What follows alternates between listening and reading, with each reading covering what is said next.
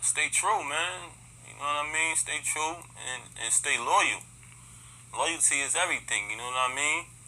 So you know, we represent black love. That's what we represent. And the love sometimes is not the easy part because it got to be genuine love, but the loyalty, that's gonna be the true test. In all honesty, when I go into the studio, I'm thinking about all my favorites, all the people that I like, the M's and the J's and the J. Cole's and the Kendricks, and I be thinking like, what are they gonna say when they hear this? You can hate me now, QB, but I won't stop now. Real niggas, cause I can't stop now. Brave heart, you can hate me now. Come on, but I won't stop now. Cause I can't stop now. You can hate me now. You don't give a fuck. You can hate me now. Do it now. Do it now. Do it now. Another day, another dollar, another man down, another nigga metro bound. What is the deal out there, people? I am your man, Tobin Frost, and this is the Flashpoint.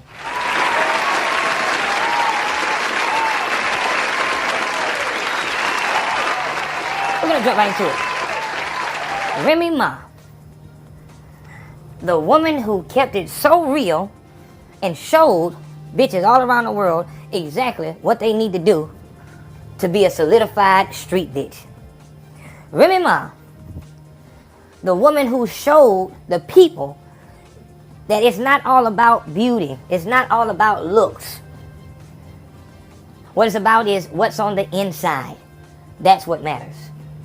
Remy Ma, the woman who, after being incarcerated for years and years, came home to a husband who didn't even as much as look at another female while she was doing her time. She repaid him by firing him as her manager just as soon as someone else offered to be her manager. Yes, people, today we are talking about Remy Martin, former member of Terror Squad with Fat Joe, the organization that Big Pun himself made. God rest her death. We're going to talk about it today because she's making her rounds right now. She's promoting a new single. She's already been to Ebro in the morning, Hot 97. She hasn't been to Flex yet, but she went to Complex, did Damn It. She even went to the Breakfast Club, talked to Charlamagne, told DJ Envy she wants some smoke. So it's all good. But she can't seem to get away from the question, are you still beefing with Nicki Minaj? Why is that? Why is that? And why does it seem that she's so frustrated with that question? She seems to be extremely bothered by being continuously asked, is this song about Nicki Minaj? Because she knows why they're asking the question, because that's really the only reason they want to listen to Remy Martin. I gotta say it. I'm gonna go ahead and say it. If we're gonna keep it real, let's keep it real. Okay? People rally behind Remy Ma. The basic bitches rally behind Remy Ma. Average hoes, unattractive bitches rally behind Remy Ma as a symbol of their hatred for bad bitches. Don't get it mistaken. Remy Ma and Nicki Minaj as a battle represented the forever long light skin, dark skin war. The forlorn child of Willie Lynch, the whole pin them against each other and they will never look up and try to find out who it was that instigated this whole thing. So, Remy Ma goes on Complex, she goes on Sway and she says, I wish you guys would stop asking about that person. I had a problem, I spoke on it, and it's over. I wish people wouldn't label me for that one decision I made. I made it, it's over, I've grown from it. But that sounds kind of familiar, doesn't it? Because it seems like she did a long prison bid for doing something and having to suffer the consequences. She made a split-second decision and suffered the consequences for years on end. I don't like basic bitches who treat real niggas like they ain't nothing.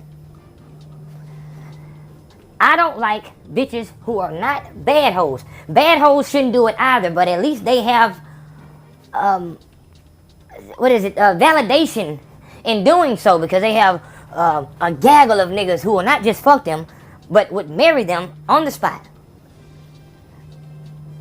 Say whatever you want about Nicki Minaj, as I understand you all hate her.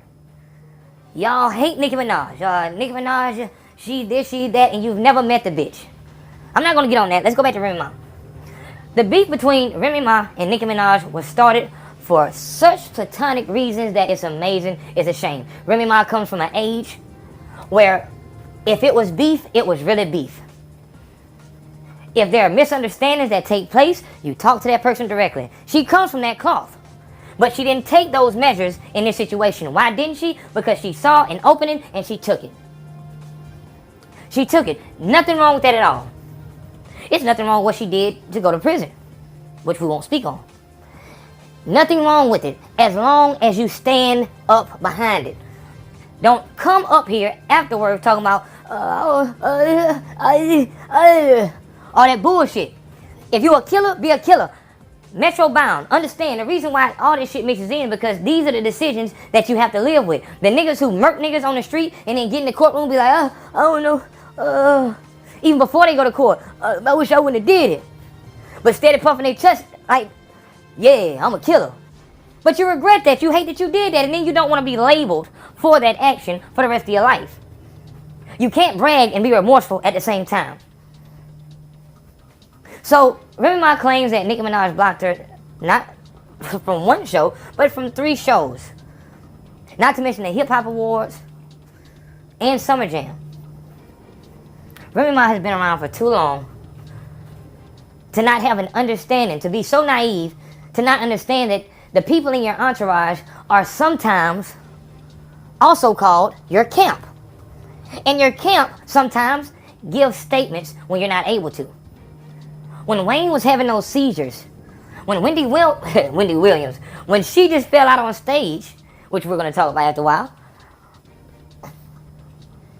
her camp, her production team had to speak up for her and give a statement. Lil Wayne's camp had to give a statement to the press because they wanted to know what happened. It was not necessarily Nicki Minaj that blocked anything. Remy Ma knows this. She was in the limelight for a good little while to understand what this industry is. What it was is she knows who Nicki Minaj is, and she knows who Nicki Minaj was before she got on. And sometimes when you know a person before they reach success, you don't respect them the same way a fan would, or a person who never knew her before she became famous. So Nicki Minaj wasn't shit when you was on, but when Nicki Minaj became something, now you gotta answer to her. And when you came home, everything was topsy-turvy. You came out, you couldn't make a good record to save your life. So what happened is, you got Pamp not only to write the song for you, you made up a reason. The song was already done. You made up a reason to go at her. And I wouldn't have an issue with it, but you know my pet peeve is, actions speak louder than words. Don't do one thing and then say something else. You're saying, I don't want that to define me, and I wanna be a wedding planner and all this shit like that. But here you are being a real deal snob job. A snob job. And to be honest, if Remy Ma was 2 shades lighter, she would be even worse than Nicki Minaj. For Nicki Minaj to be the way she is and look the way she is and to be as successful as she is, I think she's extremely humble. I think she's extremely humble. I think she's extremely down to earth. It's not the person, it's the people around them that make them change their attitude. If you've never tasted success, you would know nothing of this.